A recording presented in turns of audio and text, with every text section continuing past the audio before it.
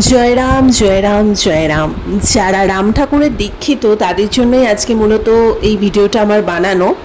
আমরা সবাই জানি যে যাদবপুরে রাম ঠাকুরের বড় আশ্রম আছে, যারা ওনার থেকে আমরা দীক্ষিত আমরা সেটাই জানি। কিন্তু মধ্যমগ্রামেও কিন্তু ওনার এত সুন্দর মন্দির আছে, সেটা যারা জানো না আমার ভিডিওর মাধ্যমে জেনে নাও। ওখানে এত সুন্দর রাম ঠাকুরের আরতি হয়েছে, কীর্তন হয়েছে, একটুখানি করে তোমাদের সাথে শেয়ার করলাম, তোমরা দেখতে থাকো।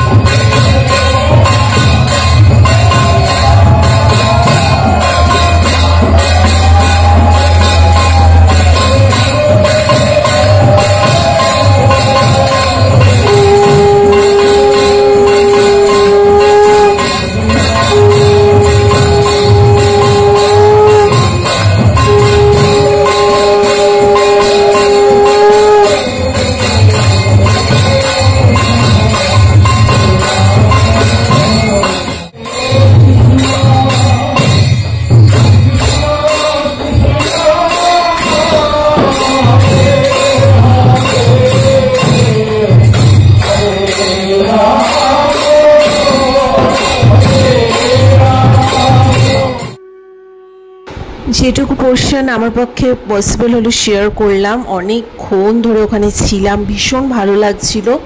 তাই তোমাদের সাথেও মধ্যমগ্রামের এই রাম ঠাকুরের মন্দিরটার ভেতরটা একটু শেয়ার করে দিচ্ছি। একটু পরে আমরা ভোগ পাবো, মানে সত্যনারায়ণের মেন প্রসাদই হচ্ছে চিন্নি, সেটার সাথে খিচুড়িও ওনারা দেয়, তো ওটাও আমরা খাবো। সো আমার পড়ানো ছিল, ভীষণ মন টানছিল, তাই চলে গেলাম গুরুদেবের আশ্রমে। এবং এত ভালো লাগে না, মানে ওখানে গিয়ে বসে থাকতে ভীষণ ভালো লাগে, মন প্রাণ একদম শান্ত হয়ে যায়।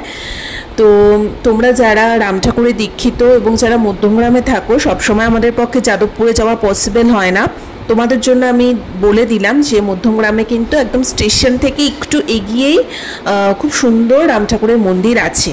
তো যাদের পক্ষে সবসময় যাদবপুরে যাওয়া পসিবল হয় না, এখানে তোমরা ডেফিনেটলি আসতে পারো।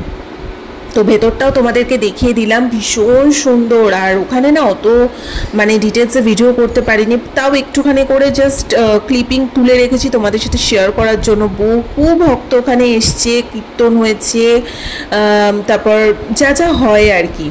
এটাই চিন্নি এবং খিচুড়ি ভোগ প্রসাদ পেয়েও আমি ভীষণ হ্যাপি। সো আজকে ছোট্ট এই ভিডিওটা শেয়ার করলাম। যদি ভালো লেগে থাকে লাইক কমেন্ট শেয়ার সাবস্ক্রাইব করে দিও। ভগবান সকলের মঙ্গল করুক। জয় রাম জয় রাম জয় রাম।